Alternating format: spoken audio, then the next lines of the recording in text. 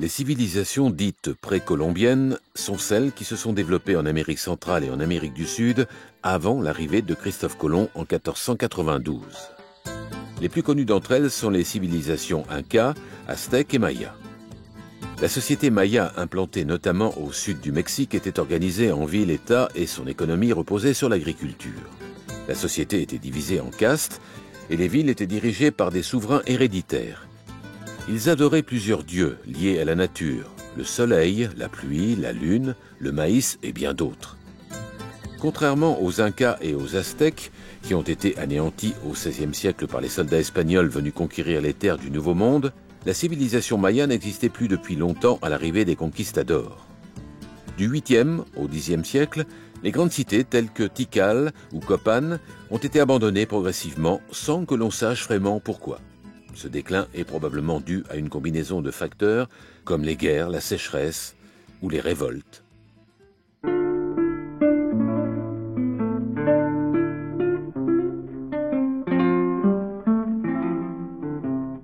La zone maya recouvre le sud-est du Mexique, donc c'est-à-dire la péninsule du Yucatan, le Chiapas au Mexique et pratiquement l'ensemble du Guatemala actuel.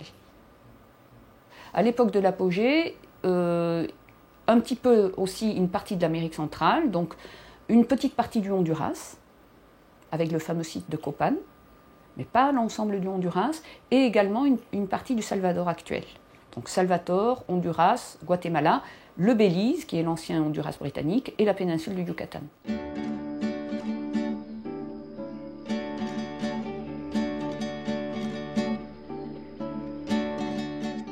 On reconnaît les traits mayas à partir du début du dernier millénaire avant notre ère. Les recherches récentes apportent énormément de données sur ces débuts de la civilisation maya. On sait que maintenant, autour de 900, entre 900 avant Jésus-Christ et 500 avant Jésus-Christ, il y a déjà des Mayas qui vivent dans les basses terres, qui construisent de grandes cités, mais ce sont des données qui sont très très récentes. Durant plus de 3000 ans, la civilisation maya prospéra avant d'entamer son déclin et de disparaître à la fin du premier millénaire de notre ère.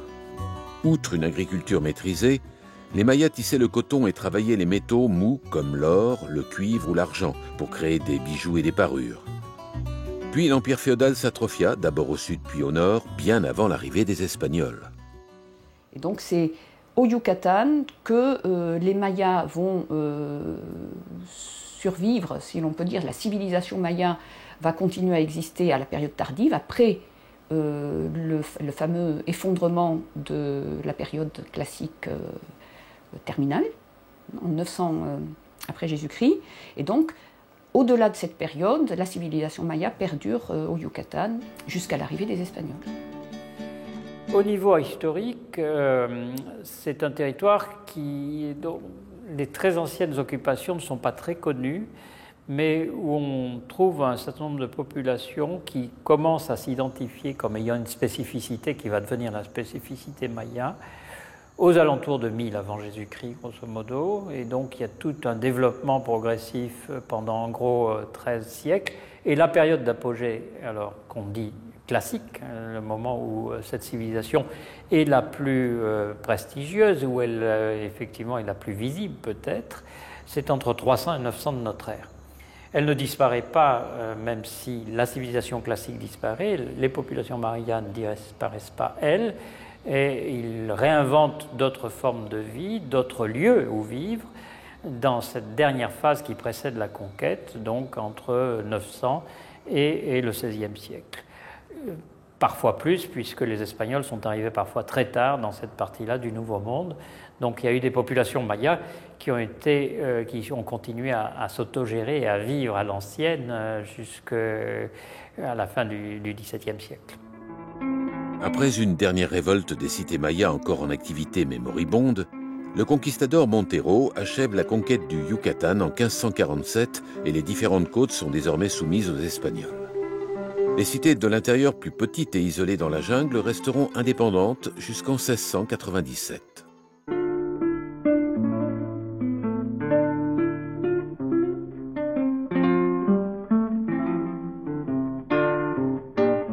À la tête de la hiérarchie maya se situe le roi.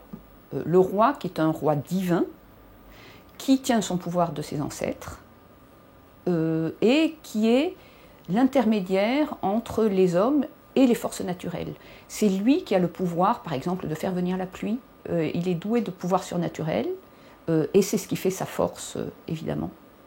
Donc ce roi de droit divin est entouré de nobles qui vont assurer l'administration, qui vont gérer les cités, qui vont organiser les guerres, bien sûr. Et il y a en dessous, alors ce qu'on appelle le Sahal, c'est-à-dire des gouverneurs qui, eux, sont dans les provinces secondaires, dans les cités secondaires. La société maya était donc organisée en cités-États indépendantes, gouvernées par des familles nobles, les seigneurs locaux.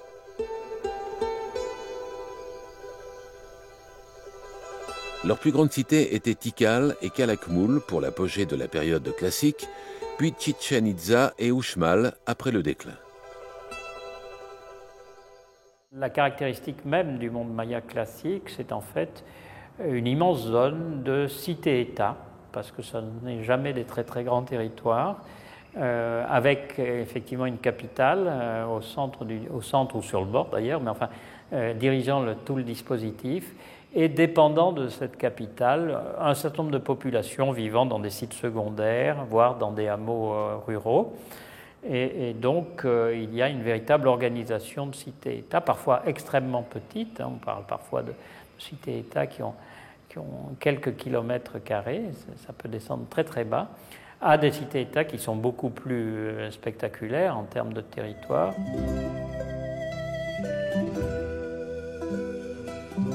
Au total, c'est près de 5000 cités qui sont recensées dans le pays maya.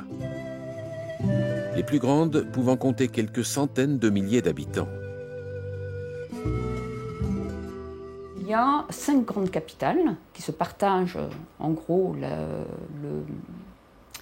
qui se répartissent dans la zone maya. Tikal, bien sûr, la grande cité-État du Petén au Guatemala, Calakmul qui se trouve au Mexique, donc au nord de Tikal. Donc ce sont les deux grandes cités rivales au classique qui ne vont cesser de se faire la guerre au cours de la période classique récente. On trouve aussi Palenque, donc au Mexique, Copan au Honduras, et puis d'autres cités comme Caracol. Donc toute une hiérarchie de cités dépendantes, en fait, qui font que le territoire maya était extrêmement bien organisé.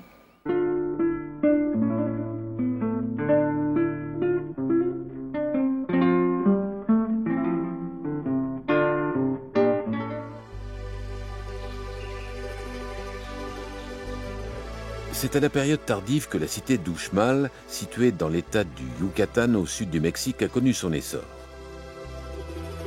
Le nom d'Uxmal vient d'un mot maya qui signifierait « 3 fois construite ». Son essor, son apogée et son déclin couvrent une période assez brève au 9e et 10e siècle. Gouvernée par des dirigeants compétents et stimulée par des alliances, Uxmal a maintenu son apogée pendant quelques 150 ans, d'environ 800 à 950 après Jésus-Christ. L'archéologie ne nous a livré que le nom d'un seul souverain d'Uxmal, Chan Chac, également connu dans la littérature archéologique sous le nom de Seigneur Chac, et qui a construit quelques-uns des plus grands monuments d'Uxmal entre 895 et 907. Il y a la pyramide du Devin à Uxmal qui a été particulièrement mal restaurée, donc elle est assez peu lisible puisqu'il y a plusieurs phases de construction. Et donc on voit 2 temples En fait, ce sont 2 phases de construction distinctes. Elle a été restaurée à une époque où les normes n'étaient peut-être pas tout à fait celles d'aujourd'hui. Donc cette pyramide est absolument gigantesque en dimension. Et puis il y a à côté de la pyramide la fameuse structure qu'on appelle le quadrilatère des nonnes.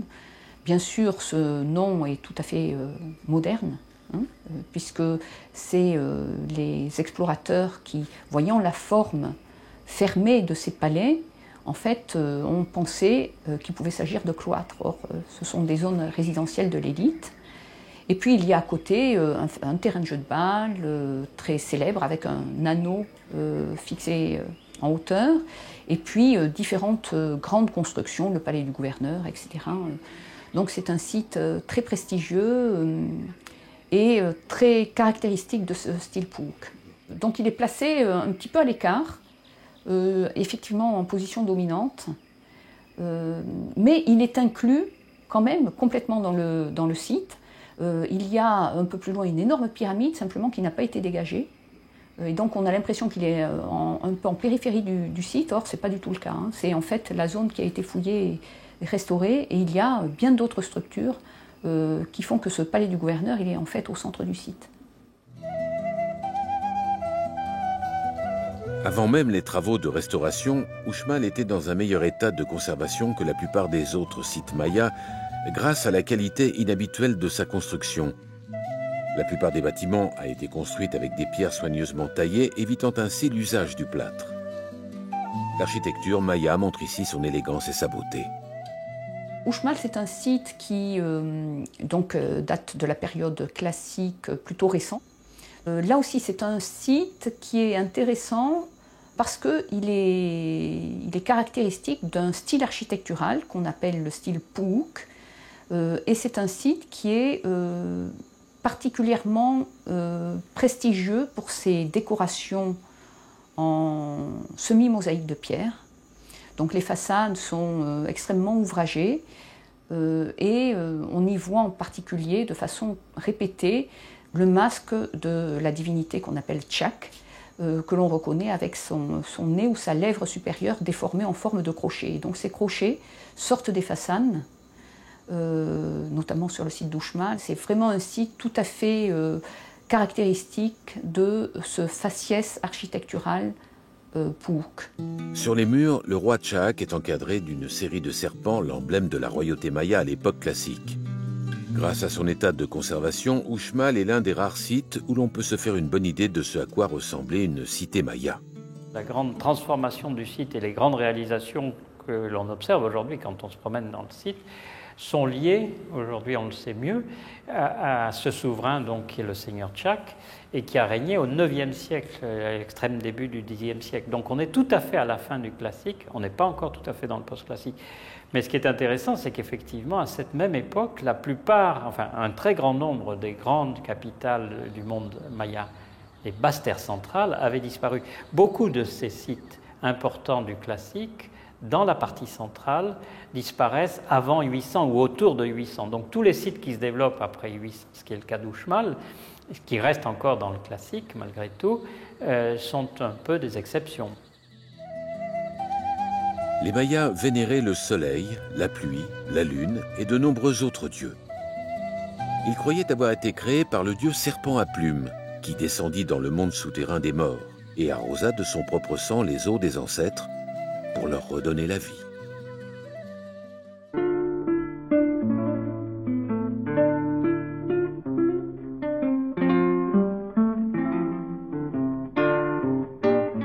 Il y avait des cultes des ancêtres, c'est sûr, et ça, que vous soyez d'ailleurs d'une famille simple, ordinaire, mais inscrite dans un lignage, bien entendu, malgré tout, ou que vous soyez au sommet de la hiérarchie sociale, donc de la famille royale, eh bien, vous avez toujours quelqu'un qui est particulièrement vénéré.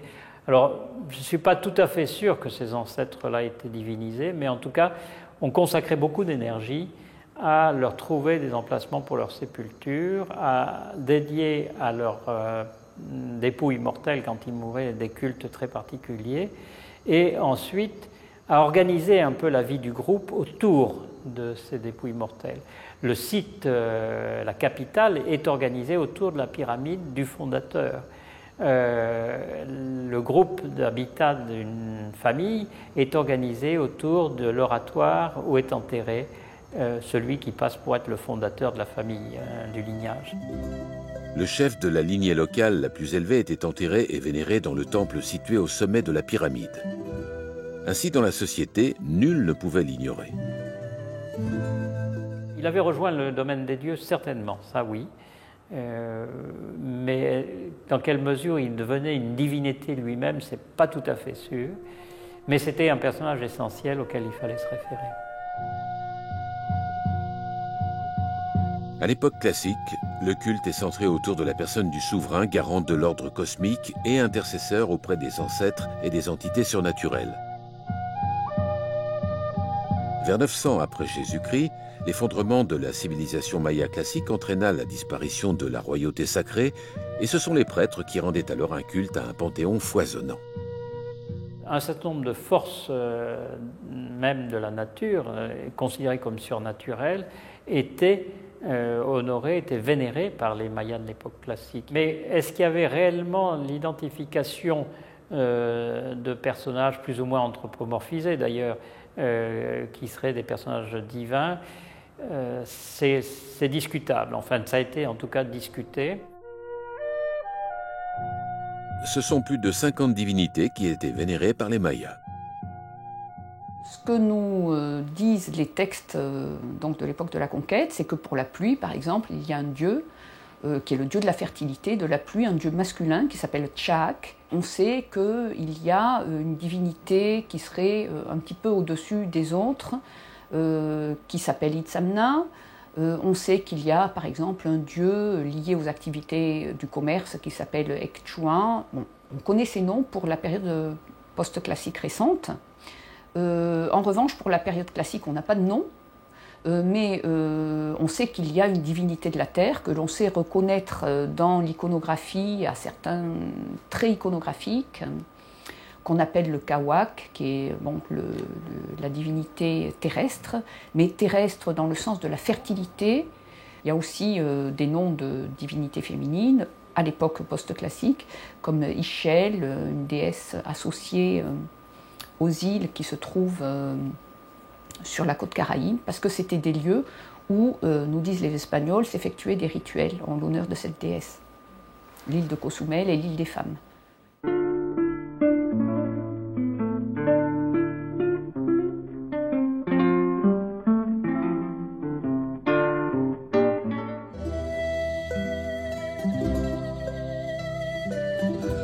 Palenque est une cité qui se situe dans l'état mexicain du Chiapas. C'est l'un des sites mayas les plus impressionnants. Comparée aux autres cités, elle est de taille moyenne, mais se distingue néanmoins par son patrimoine architectural et sculptural. La cité était déjà abandonnée lors de la conquête espagnole au XVIe siècle. Palenque a bénéficié d'une école d'architecture tout à fait particulière, que peut-être a facilité d'ailleurs la présence d'un calcaire facilement malléable ou taillable. Et Palenque a innové, par exemple, en architecture, en allégeant les voûtes, ce qui permet d'avoir des espaces intérieurs plus ouverts et, disons, une architecture qui est plus aérée et qui, pour un touriste ou un visiteur occidental, est plus parlante. On estime que les Mayas fondèrent Palenque au préclassique vers 100 avant Jésus-Christ. C'était alors un petit village principalement agricole bénéficiant de nombreuses sources et cours d'eau.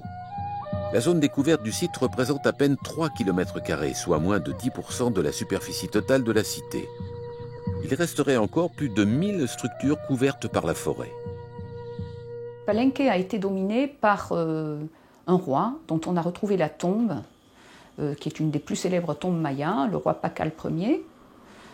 Et donc, on a aussi un certain nombre d'inscriptions qui permettent de connaître effectivement assez bien cette dynastie, qui est donc l'une des mieux connues du monde maya. Pacal I, le plus célèbre des rois mayas, accéda au trône en 615. Il édifia la majeure partie des palais et des temples de Palenque qui prit alors le chemin de la gloire et de la splendeur. Alors le temple pyramide, en fait c'est un soubassement pyramidal qui est échelonné, donc avec des degrés, qui a un escalier qui permet de monter à son sommet. Donc c'est une plateforme en fait surélevée sur laquelle se trouve un temple, qui est en général construit en dur, mais pas toujours. Il peut y avoir des sites où ces temples étaient construits au moins en partie en matériaux périssables, en fonction des époques. Donc ce temple pyramide, c'est un lieu de culte, mais c'est aussi le lieu où l'on va enterrer les dirigeants Et donc, plus on fouille et plus on trouve des tombes royales, des tombes de nobles à l'intérieur de ces pyramides, d'où l'idée que ces temples sont probablement aussi des lieux de culte dynastique, liés à certaines dynasties royales. Palenque est célèbre pour ses temples, son style architectural particulièrement raffiné, avec des toits à la mansarde, avec des crêtes faîtières très aériennes. Les divers temples dressés sur des pyramides à degrés sont groupés autour d'une place. Chaque temple était couronné d'une crête faîtière ajourée ornée de stucs et peinte. Alors le palais de Palenque, comme tous les palais mayas, en fait c'est une succession de cours, entourées de salles qui ont des formes extrêmement allongées. Et cette forme allongée est liée en fait à l'utilisation d'une technique de construction qui est universelle chez les Mayas, qu'on appelle la fausse voûte en encorbellement. Donc qui ne permet que l'aménagement de pièces très étroites et qui empêche en fait la construction d'étages, parce que c'est une construction qui est trop fragile. Donc c'est absolument déterminant pour l'aspect des constructions mayas. Et donc, une succession de cours entourées de ces pièces allongées, qui sont des pièces de réception, ornées souvent de banquettes, ou de ce qu'on considère comme étant des trônes, où le roi maya se tenait au moment des audiences.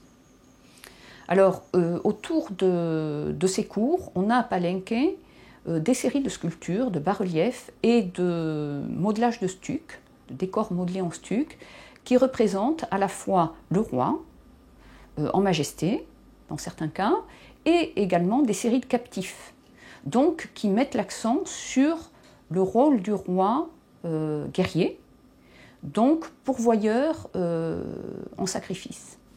Voilà. Et puis, vainqueur à la guerre, la personne qui est aussi capable d'agrandir son territoire et d'agrandir donc le prestige de la cité-État.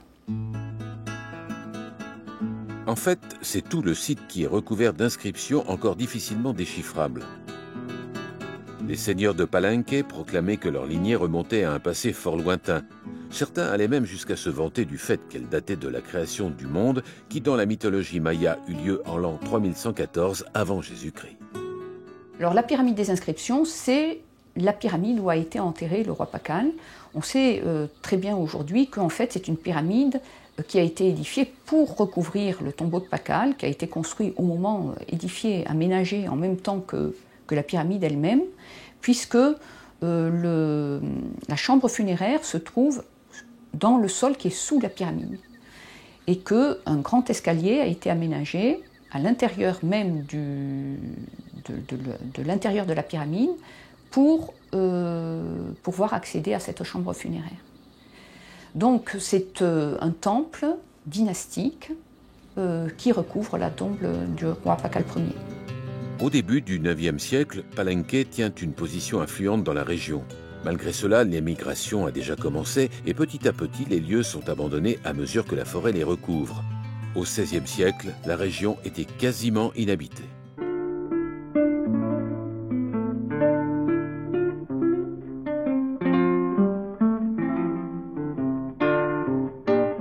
L'écriture maya, à cette époque-là, a principalement comme support des stèles.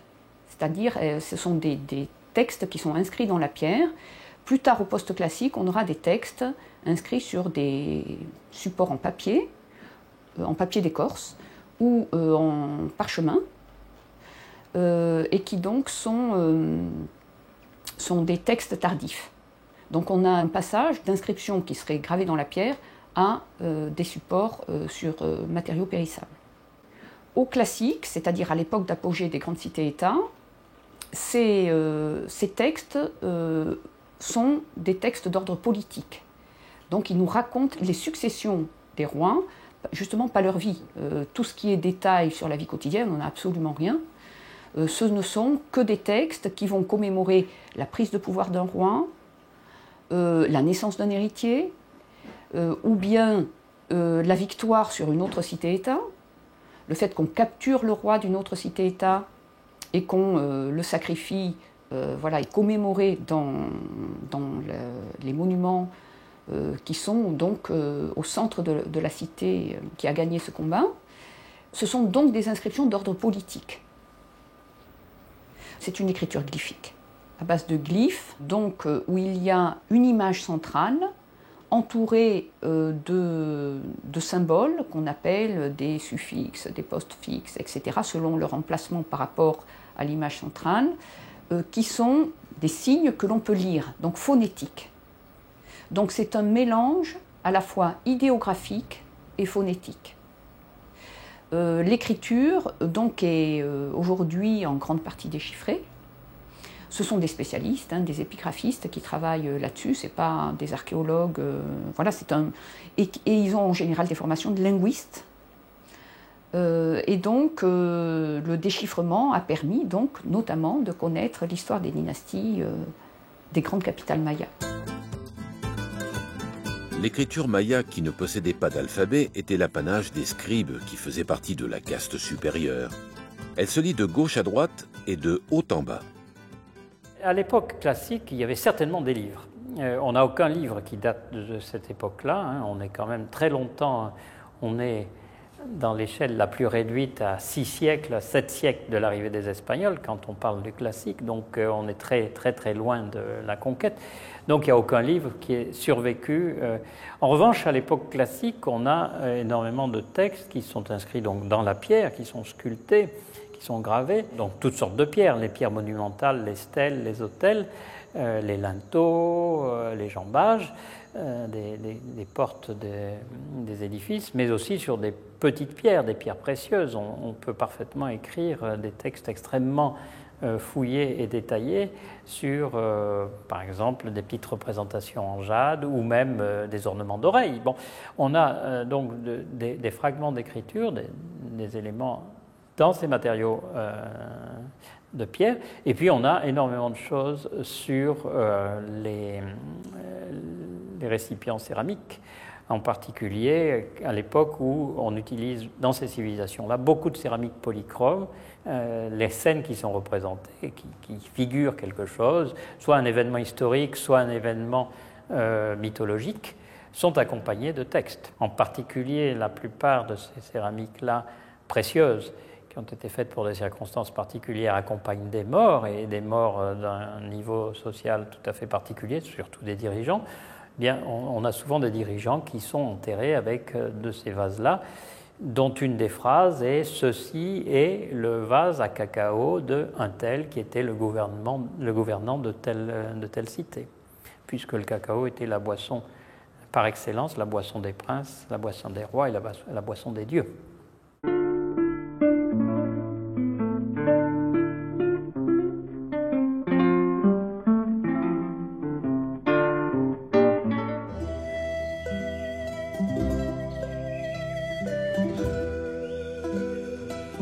À l'est du Guatemala, une petite excursion de quelques kilomètres derrière la frontière du Honduras nous mène à Copan, dont le site archéologique est situé en pleine jungle. Tout comme Palenque, Copan est une ancienne cité maya qui a connu son apogée au 7e siècle après Jésus-Christ et qui a été abandonnée aux environs du 10e siècle. Ici aussi, les vestiges sont impressionnants.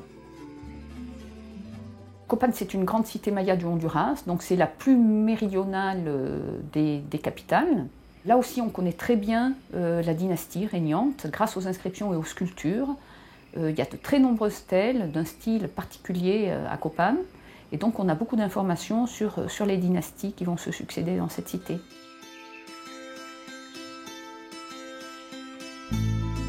Les stèles étaient étroitement liées à la notion de la royauté divine. Elles sont la représentation du roi Dieu. Beaucoup d'entre elles sont des pièces de calcaire sculptées avec plusieurs visages.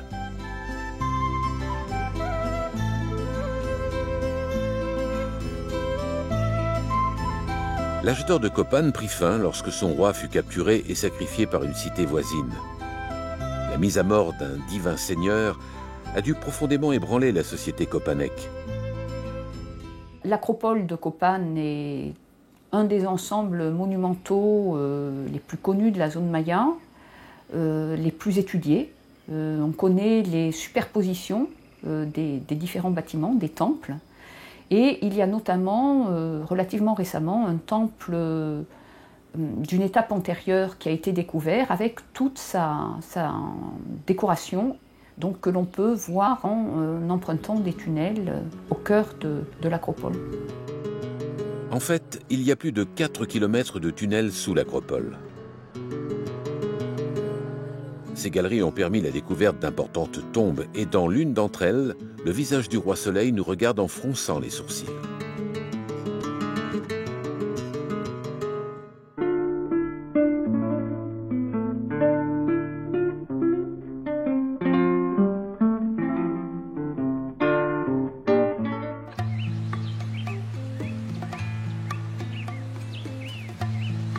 Plus au nord, au Mexique, la cité côtière de Tulum, faisant face à la mer des Caraïbes, était une forteresse de commerçants et un important port de pêche. La fondation de la cité semble remonter à 564, comme l'indiquent certaines inscriptions, mais la majeure partie des vestiges datent de la période de post-classique tardive, c'est-à-dire après 1200. Tulum fut un centre commercial et religieux prospère jusqu'à la conquête espagnole. Le site était dédié au culte du dieu plongeur. Tulum est un site majeur au post-classique qui frappe parce qu'il est au bord de mer, donc les touristes aiment bien. L'architecture n'est pas très prestigieuse, ce sont des petits temples, des petites maisons. Cela dit, c'est un site tout à fait caractéristique du post-classique maya. Tulum était habité lors de l'arrivée des conquistadors et au début du XXe siècle, des villageois venaient encore y apporter des offrandes. C'est une cité qui est extrêmement bien placée et qui, en fait, illustre les activités économiques qui étaient devenues très importantes à l'époque post-classique récente, puisque Tulum, c'est un port, d'abord, et c'est un centre cérémoniel. Donc c'est un centre cérémoniel placé dans cette position particulière sur la façade caraïbe, qui était une étape pour les marins qui longeaient cette côte pour rejoindre le Honduras. C'est une cité qui est construite en blocs de calcaire assez poreux. Et donc, les constructions sont d'assez mauvaise qualité, se sont aussi beaucoup érodées avec l'air marin. Et donc, elles étaient protégées par une épaisse couche de stuc qui visait à masquer toutes les irrégularités des constructions. Donc, en fait, on voit qu'il y a quand même une décadence sur le plan de l'architecture à cette époque-là. Ce n'est plus la grandeur des cités mayas antérieures. À l'apogée de leur culture, à Tulum, comme dans tout l'Empire, les Mayas ne connaissaient pas la roue ni les métaux durs pour fabriquer des outils, mais ils pratiquaient l'écriture, l'astronomie et les mathématiques.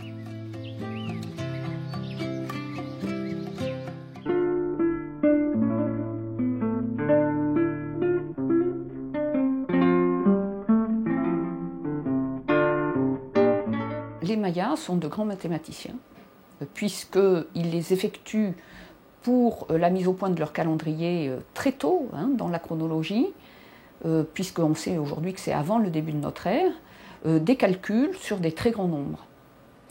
Ils utilisent le zéro pour ces calculs, et donc voilà, ils sont réellement très en avance par rapport au monde européen, évidemment, à la même époque, sur le plan des mathématiques.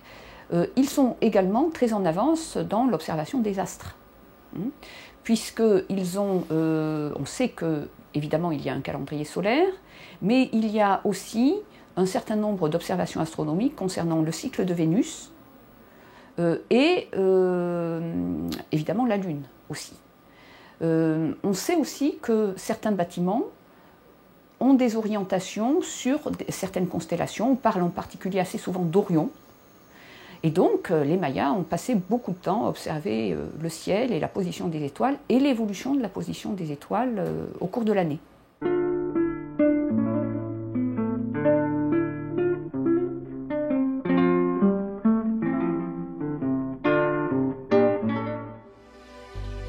Chichén Itzá est une ancienne ville située également dans la péninsule du Yucatan au Mexique. Elle fut probablement au Xe siècle le principal centre religieux de cette région et reste aujourd'hui l'un des sites archéologiques les plus importants et les plus visités. Le site a été classé au patrimoine mondial de l'UNESCO en 1988 et a été élu comme l'une des 7 nouvelles merveilles du monde.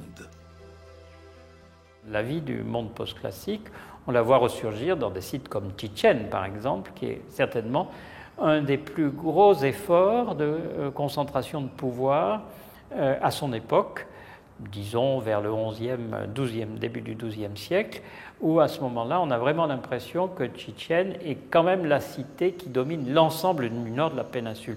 Ce qu'aucune cité n'était parvenue à faire avant elle, dans ces proportions-là certainement. C'est un site qui appartient à un faciès de la culture maya que l'on appelle maya toltèque, donc où sur le vieux fond maya viennent s'inscrire des caractéristiques architecturales et iconographiques qui viennent du haut plateau central, donc qui à cette époque-là est dominé par la civilisation toltèque. Donc on voit Chichen Itza, à la fois, évidemment c'est un site maya, et des éléments qui sont complètement étrangers à la civilisation maya, notamment, comme je le disais, au niveau de l'architecture, des types de constructions qu'on va y trouver, et de l'iconographie, de la décoration de l'architecture.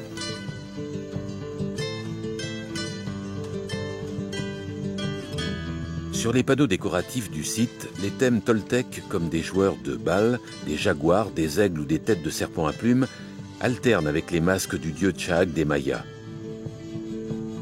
On y retrouve des bas-reliefs de guerriers en tenue d'apparat et des prisonniers en posture de soumission.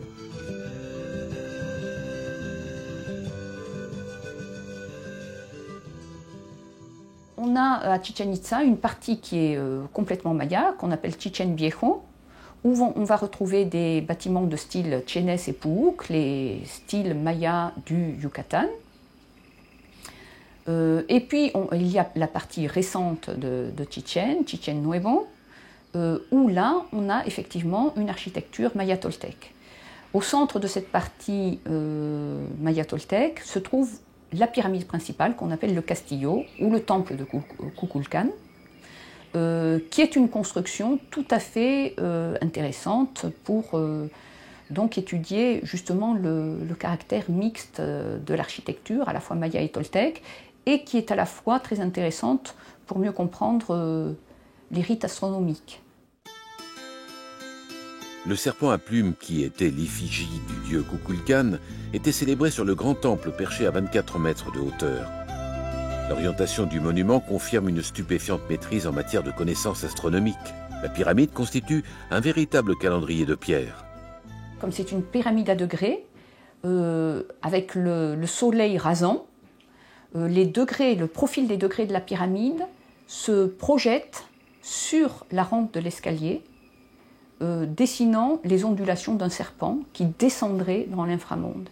Et il se trouve qu'il y a une tête de serpent au pied de l'escalier qui prouve bien que c'était un effet de lumière qui était tout à fait recherché par les Mayas. Les 4 escaliers latéraux comptent autant de marches qu'il y a de jours dans l'année et les 18 terrasses sont les 18 mois du calendrier Maya. Nous avons des centres cérémoniels monumentaux qui étaient des secteurs habités, mais les gens, les habitants, vivaient principalement dans des constructions en matériaux périssables, qui donc n'ont pas été conservés. Dans le meilleur des cas, on trouve une petite plateforme basse, et comme la végétation est extrêmement dense, on a évidemment beaucoup de mal à avoir une idée précise de la quantité de plateformes qu'il y avait dans un site, et donc les évaluations ne peuvent être que très approximatives en fait. Le site de Chichen Itza, qui couvrait 25 km² au temps de sa splendeur, a fait l'objet de restaurations soignées. Mais après un siècle d'études, les archéologues s'interrogent toujours pour savoir comment s'est dessinée la chronologie du site.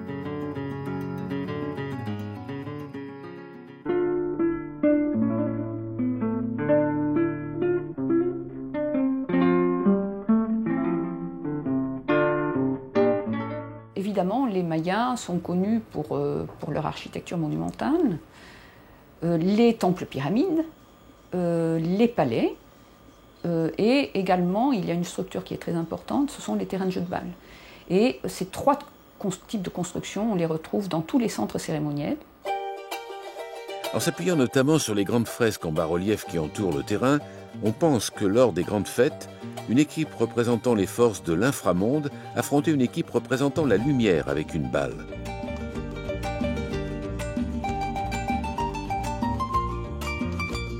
Le match pouvait s'étendre sur plus d'une journée. Le jeu de balle, c'est un jeu d'équipe, en fait. Deux équipes s'affrontent et s'échangent, se renvoient une balle de caoutchouc, le caoutchouc étant un arbre local, afin de marquer des points. Il y a différentes façons de compter les points.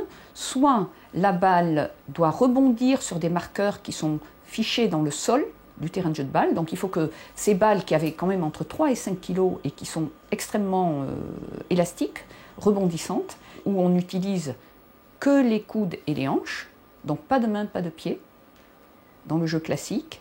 Il faut que cette balle tombe sur des marqueurs qui sont fichés dans le sol du terrain de jeu de balle. Donc ça c'est un jeu. L'autre jeu, il y a des anneaux qui sont fixés sur les parois du terrain et où, semble-t-il, il faudrait que la balle traverse cet anneau. Là aussi, il y a des discussions parce que quelquefois les trous des anneaux sont très petits. Donc il y a aussi des chercheurs qui pensent que les anneaux avaient d'autres fonctions, comme peut-être celui de tendre un filet, qui aurait séparé l'aire de jeu en deux, à la manière d'un filet de volley-ball, par exemple. Selon les interprétations, la tête du capitaine de l'équipe gagnante était alors tranchée par le capitaine de l'équipe perdante. À l'issue de la partie, il y avait des rituels de sacrifice humains, et donc qui sont à l'époque classique des sacrifices liés à la fertilité. Donc on décapite un membre de l'équipe ou quelqu'un qui va le remplacer au moment de la cérémonie, et on fait couler le sang sur la terre pour fertiliser la terre. Les uns disent c'est le vainqueur parce qu'effectivement c'est un honneur d'être sacrifié dans ces civilisations, puisque on est promis un destin glorieux dans l'au-delà, dans l'inframonde, si on meurt de façon glorieuse. Et donc certains archéologues, anthropologues pensent qu'effectivement c'était le vainqueur qui était sacrifié. La tête tranchée était ensuite empalée sur le mur prévu à cet effet, juste à côté du stade de pelote. Il faut savoir que ces joueurs de balle étaient quand même des sportifs de haut niveau. Et que si à chaque pratique, à chaque jeu, il y avait l'élimination du vainqueur, je pense que le niveau aurait rapidement décru. Et donc ce qu'on pense à l'heure actuelle, c'est que la personne qu'on voit représentée dans les bas-reliefs avec tous les attributs d'un joueur de balle de haut niveau était en fait une personne qu'on substituait au moment de la cérémonie, qui en fait incarnait en quelque sorte l'équipe qui avait gagné et qui était sacrifiée.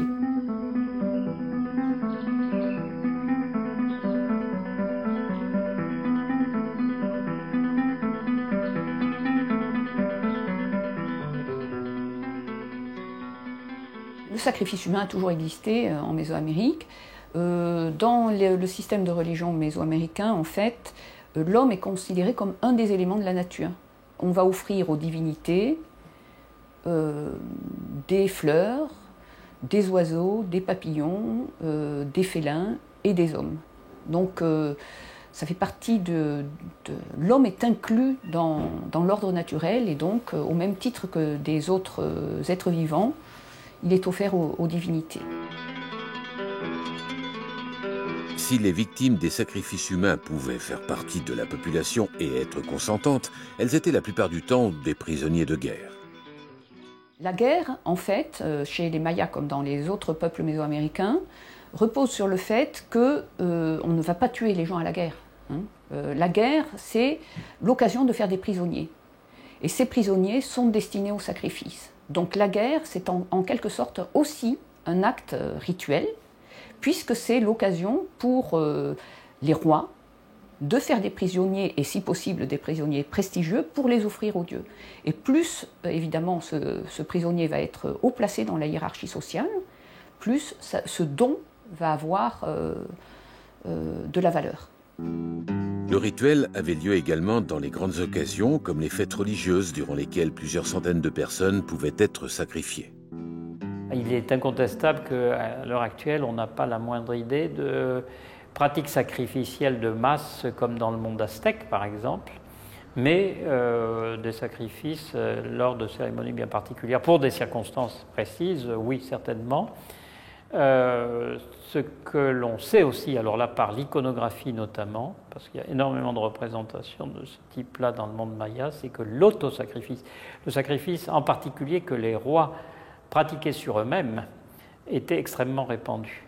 Alors évidemment, on ne représente pas l'autosacrifice des gens ordinaires, parce qu'on n'immortalise pas ce que les gens du commun quotidien faisaient.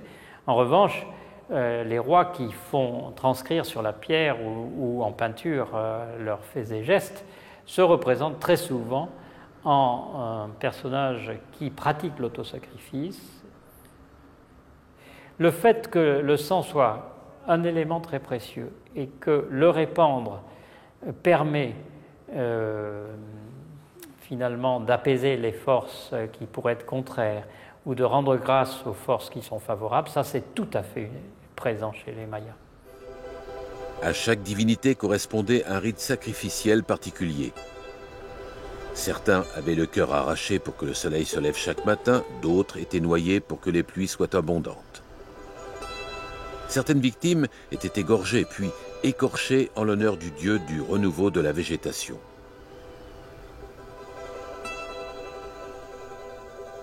Errer au milieu des ruines de cette gloire antique procure des frissons autant pour la beauté des sites que pour cette culture qui nous semble noire et barbare.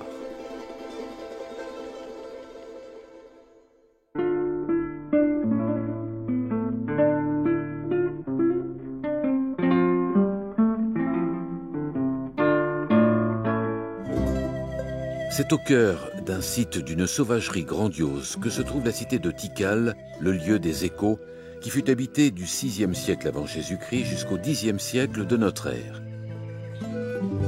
Les ruines se trouvent dans les forêts tropicales du nord du Guatemala, au sud-ouest du Mexique. C'est l'un des sites majeurs de la civilisation maya classique. Les ruines occupent une surface de 16 km² et on y dénombre plus de 3000 structures.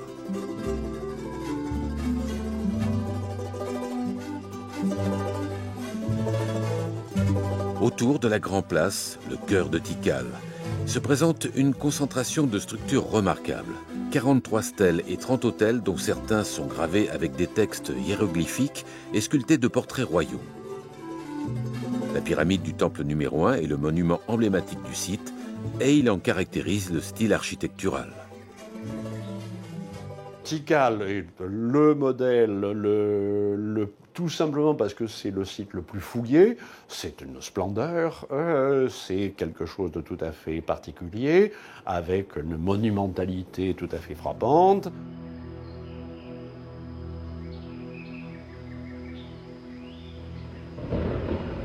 Bien qu'étant l'une des plus grandes villes de la civilisation maya classique avec une population dépassant largement les 50 000 habitants, Tikal n'avait pas d'autres ressources en eau que les réserves qui provenaient de la pluie recueillie et stockée dans 10 réservoirs. Ce recours aux précipitations saisonnières rendait Tikal vulnérable à une sécheresse prolongée qui aurait pu, selon certains, avoir joué un rôle dans l'effondrement de la civilisation maya classique au IXe siècle.